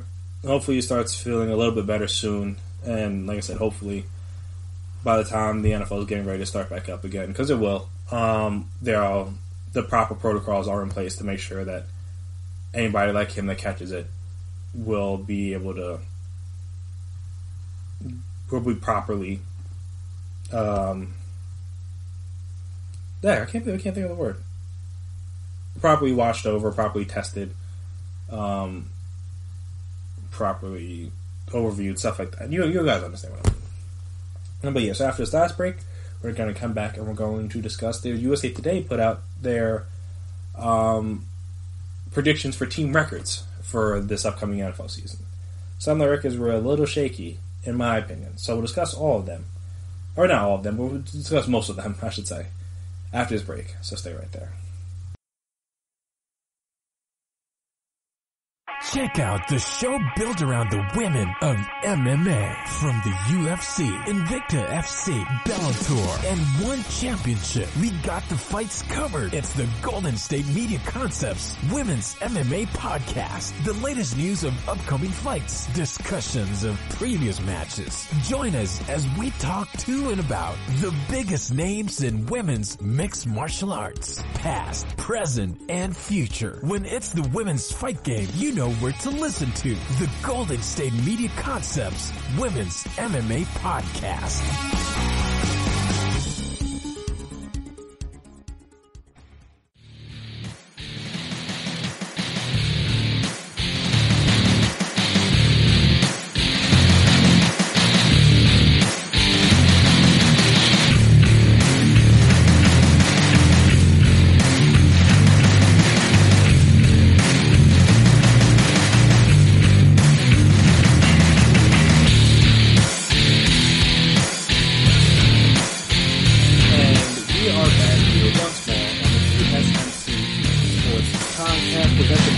GSMC podcast. So like I said, USA Today Sports had the NFL record predictions, or whatever word you want to use for it, for the 2020 NFL season. And like I said, a lot of them were very interesting, in my opinion. So, for starters, I guess we'll just go down by division. So, first in the AFC West, they had the Chiefs going 12-4, Broncos going 9-7, the Chargers going 9-7, and the Raiders going 7-9. So, Chiefs, that's not surprising at all. They could easily have that record. The Broncos, again, I think they improved, but just to expect so much from the Broncos is tough when they're going to have a lot of young guys on that offense with the new offensive coordinator, no training camp, no off-season program, little training camp to get that chemistry together. They may start out a little bit slow. The defensive side is they traded for some older guys who like AJ Boye kind of had struggles last year. Gerard Casey wasn't that bad. They still have Justin Simmons, still have Von Miller, obviously Bradley Chubb. So they have guys back there, but again, it's just they were picking decently high for a reason. Maybe that part of that reason was Joe Flacco. But again, just hard to assume Drew Lock's going to continue where he started out last year, or where he finished last year, I have to say. That was going to start this year. Not to say it can't happen, but again, there's just a lot of assumptions based around the Broncos and their team. The Chargers could definitely go 9-7 because they have a more veteran team, and I don't think Justin Herbert's going to play this year, nor do I think he should, unless Tyrod Taylor is just that bad. But again, they just needed a quarterback last year who wasn't going to turn the ball over all the time. Because if that would have happened, then they would have been fine, more or less, even with some of the injuries they had on the back end for their defense. Yeah, if Derwin James is healthy, if Nasir Adderley's healthy, they should be fine on that side of the ball. And like I said, they got Keenan Allen, they got Mike Williams. Hunter Henry hopefully will be healthy. No Melvin Gordon, but Austin Eckler was great last year, especially catching the ball out of the backfield. It'd be a nice weapon for Tyrod. So that's reasonable. The Broncos one's a little bit more shaky for me, but the Chargers one's reasonable. And Raiders 7-9. They could be anywhere from like 6-10, 5-11 to like 9-7, maybe even 10-6 if things go all break right for them. They're like one of those in between teams. For AFC North, you got Ravens 13-3, Steelers 11-5, Browns 7-9, Bengals 5-11. All that. They've rated us down on the Browns, which is fair. But the Steelers one's a little bit more interesting because I understand they went 8-8 with really bad quarterback play, but I don't know if you're going to get really good quarterback play from Big Ben, especially a year coming back from an elbow injury while he's older. Just assume that, and again, the offensive side of the ball is still not that great. Like, they got Juju, but like outside of him, you got to hope like James Washington or some guys, like some of the young guys, Deontay Johnson, still continue to step up. That's not a guarantee. And the defense, while great last year, it's hard to... defense is a little bit harder. It's a little bit easier to carry over from year to year. But still, you never know. You can't just assume the defense is going to be that good again. And if it's not that good again, now you're going to need more from the offense, and who knows if they'll be able to do that. Like I said, the people just down on the Browns again, which again, they're going to have to show people something. People bought the hype last year. They're not doing it again, I understand. And then the Bengals, 5-11. That'd be a good record for them with a rookie quarterback. AFC South, we got 11-5 Colts, 9-7 Titans, 8-8 Texans, 13-3 Jaguars. Colts at 11-5. Again, their pieces are good, and everything's in place. They got a good line and everything. And again, the standing line wasn't LA. I keep doing that. I'm sorry, Chargers fans. For any of you that are out there. The LA line wasn't that great last year, but still at the same time, Phillip Rivers was bad. And I feel like people overlook that when they talk about how the Colts are going to do this year. Now, I'm not to say that he can't have a bounce back year. Again, great offensive line, good running game, good pieces. But they had a good running game last year. They had good pieces last year. And it didn't matter. So I'm saying to assume that you're just getting good Phillip Rivers again is a tough one for me when you're projecting the Colts. But like I said, I don't trust the Titans necessarily because Ryan Tannehill's coming off of 1 year. The Texans should be worse because, they don't have DeAndre Hopkins. I don't know what their offense is going to look like. Especially when Will Floyd, you can't guarantee that he's going to be healthy. And then the Jaguars traded basically everybody. They're more or less tanking. 13-3 wouldn't shock me at all. Then AFC East, you got Bills 10-6, Patriots 8-8, Dolphins 6-10, Jets 5-11. Wow, Bills' record makes sense. Patriots, I gotta see it. I gotta see what Jefferson looks like. They could be anywhere. They could be worse than that. They could be. I don't think they'll be that much better. I'd be shocked if they went 10-6. But again, the defense was carrying them a lot of games last year too, because Brady wasn't his best self last season. So again, it wouldn't be shocking if the defense, special teams, is able to carry them to some victories. But again, I got to see what Jarrett Stidham looks like.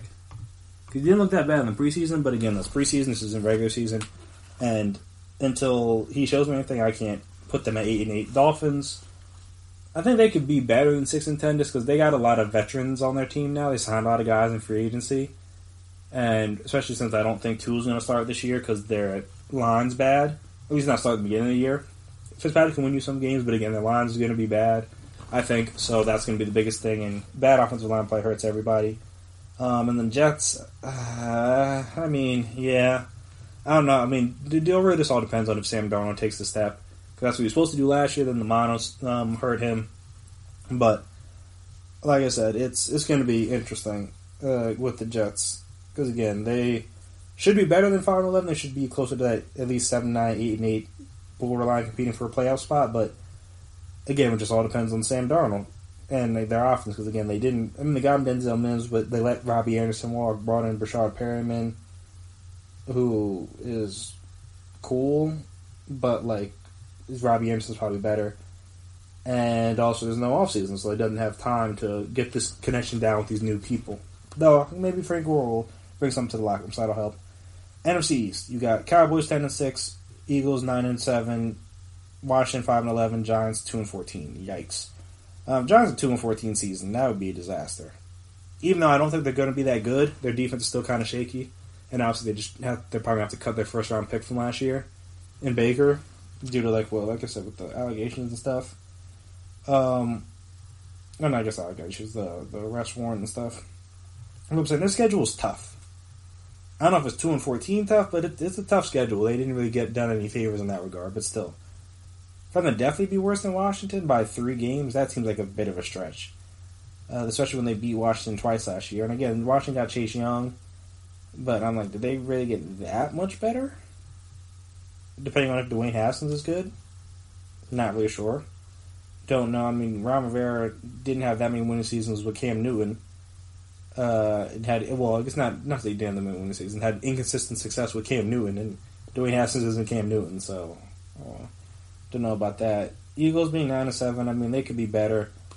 Or they could be worse, depending on how their health is. I mean, that's really been their big issue last few years, is just health. And like I said, they won 9 games last year with basically, not basically, but guys that are going to be on the roster this coming season were receivers for their team at the end of last year and still made the playoffs. So to say they're going to have the same record seems a little bit shaky to me, especially when they have a better defense. They got Darius Slay, Javon Hargrave. Those are 2 big pieces. Again, they needed some more push up the middle because Malik Jackson missed all last season. He's going to be coming back. And they didn't have a good outside corner. And obviously Slay gives them that. So, like I said, to assume they have the same record, though they do have not an easy schedule, is interesting to me. But like I said, if they're healthy-ish, because again, no one's perfectly healthy, but if they're healthy-ish, they could easily win 10-plus games. And Cowboys, similar thing. I mean, you hope with coaching change gets that talent to be back to what we think it should be. But again, they've had their issues. They've had their issues with living up to expectations. Because this is a core that should have been at least close to a Super Bowl, and they haven't even got to the conference championship yet. But yeah, and especially they kept kind of more, so they wanted to revamp the offense too much, but we're going to be relying on a lot of young guys in that secondary. Don't really know how that's going to go. You're counting on guys like Aldon Smith and Bradley Anae to be the pass rusher opposite DeMarcus Lawrence. Aldon Smith's been out of the league for 5 years. Anae is productive, but again, he's a rookie. You don't know how much you can count on rookies. And speaking of rookies, he's going to potentially be starting Trayvon Diggs in the secondary. I mean, rookie corners definitely, very few rookie corners come in the league and set it on fire.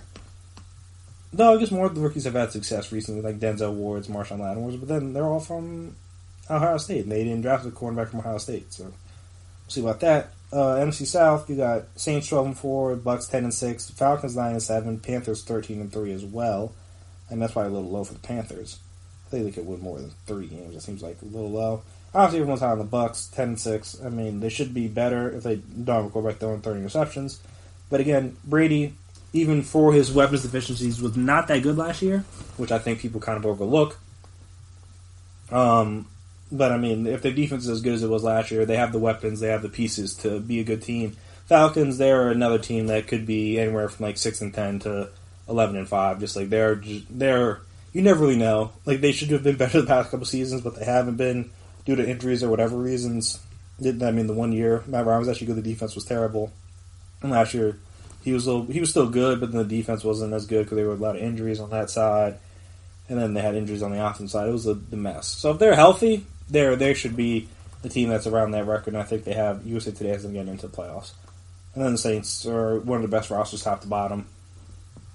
And if Drew Brees is healthy, they should be fine. Even if something happens to him, Jameis, as long as he doesn't, maybe his eyesight's better, so then he won't be throwing as many picks. And if that's the case, then he could keep them steady, much like Teddy Bridgewater did. NFC North, you got Packers 10-6, Vikings 9-7, Lions 7-9, and Bears 3-13. This is one of the big ones. That was a shocking one. The Bears won, just because I'm like, they won 7 games last year, 8 games with Mitch Trubisky and Chase Daniel. Nick Foles is better than both of them. The defense should only be better because now they added Robert Quinn, got rid of Prince, who wasn't that good for them, going a little bit younger on that side. Brought back Trevathan, have stuff. Roquan Smith, Akeem Hicks isn't going to miss. Hopefully, isn't going to miss half the season. And then you just have a better quarterback play. Better quarterback play should give you. Everyone's down on the Bears. Not that I think they're going to make the Super Bowl or anything, but I'm shocked so many people think they're going to be that bad. Again, not to think they're going to be great, but I don't. Again, Nick Foles has been shaky outside Philadelphia, so I get that too. But at 3-13, I'm like, they don't have a 3-13 roster, in my opinion. Like, you're telling me they're going to be worse than the Jets and the Bengals. Kind of hard for me to believe. Packers coming back to earth a little bit at 10-6 makes sense. Vikings being 9-7, I think they could be anywhere again. Another team that could be 7-9 to 10-6. Just because, again, they don't know Stephon Diggs. Got to see what the offense looks like. Kind of a lot of young guys there. Kind of a lot of young guys in the secondary. Don't really have a pass rusher outside of Danielle Hunter. So they're going to go through some changes. Got to see how that works out and how that works itself out, especially with no real offseason. So a little uncertain about them. Lions or whatever. Who knows? If Stafford's healthy, they could make a little bit of noise. But if he's not, then they're a little shaky. Then finally, NFC West, 12-4 Niners makes sense. Seahawks 9-7, Cardinals 7-9, and Rams 6-10. I understand the Rams are going through some interesting changes. Obviously, trading Brandon Cooks, cutting Todd Gurley, and Jared Goff was not good last year. As a person that had him in fantasy, I would know. But still, for them to just drop that far. From Super Bowl 2 years ago to now being a 6-10 team, one of the worst teams in the league. That's interesting to me. Again, they still have Aaron Donald, still have Jalen Ramsey, Sean McVay still thinks he's a good coach, still have Robert Woods, still have Cooper Kupp, still have Higbee, still have what's the other guy's name?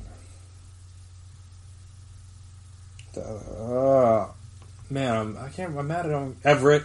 Boom, there it is. The offensive line maybe could still use a little bit of work. But like I said, still got Ramsey. You got the. They lost Littleton though. That hurts. Lost Dante Fowler as well. I think it's Leonard Ford though, but he's not better than Dante Fowler. So yeah, I don't think they're going to be great next year, but I'm not sure they're going to be 6-10 bad. Cardinals again, another team much like I guess like the Jets and the Dolphins that should improve, but like we just have to see it first. Obviously, they were good last, especially towards the end. Kyler Murray definitely got better. They have DeAndre Hopkins now, so their team should be better. Got Isaiah Simmons, so the team, like I said, team should be better.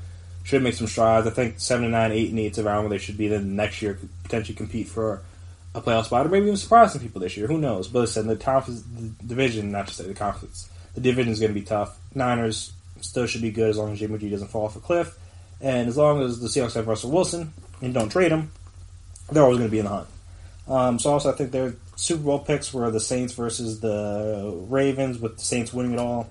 And that's going to be a pretty popular pick. Saints or Chiefs versus the Ravens or Chiefs is probably going to be the most popular one, just because those are probably the three of the best teams in the league. So any combination of them makes a lot of sense in my opinion.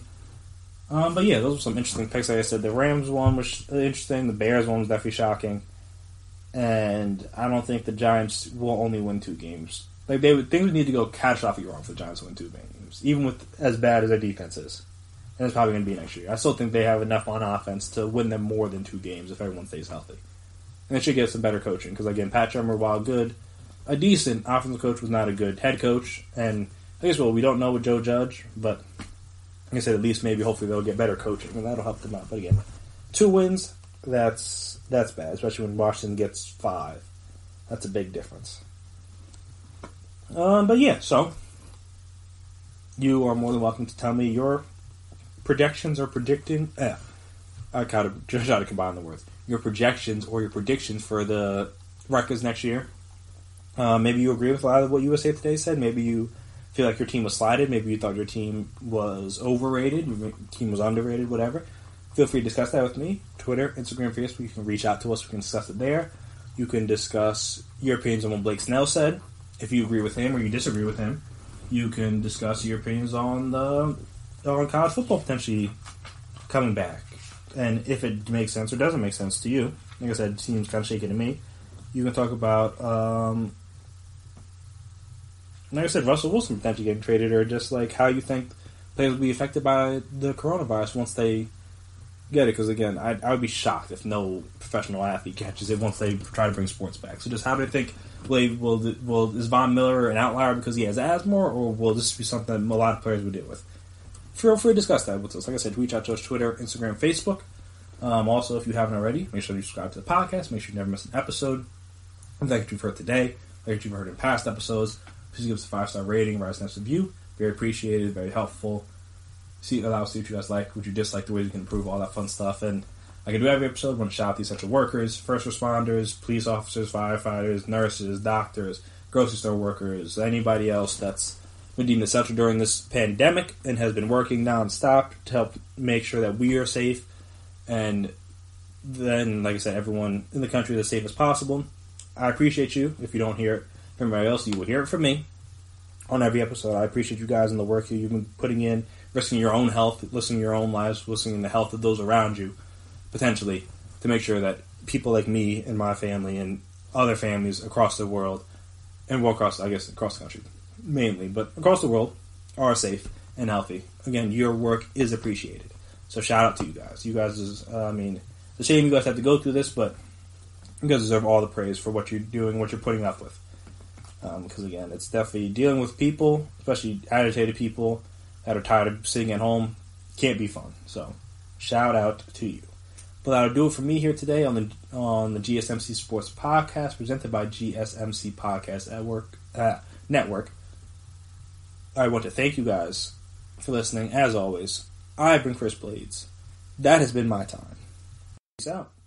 You've been listening to the Golden State Media Concepts Sports Podcast, part of the Golden State Media Concepts Podcast Network. You can find this show and others like it at www.gsmcpodcast.com. Download our podcast on iTunes, Stitcher, SoundCloud, and Google Play. Just type in GSMC to find all the shows from the Golden State Media Concepts Podcast Network, from movies to music, from sports to entertainment, and even weird news. You can also follow us on Twitter and on Facebook. Thank you, and we hope you have enjoyed today's program.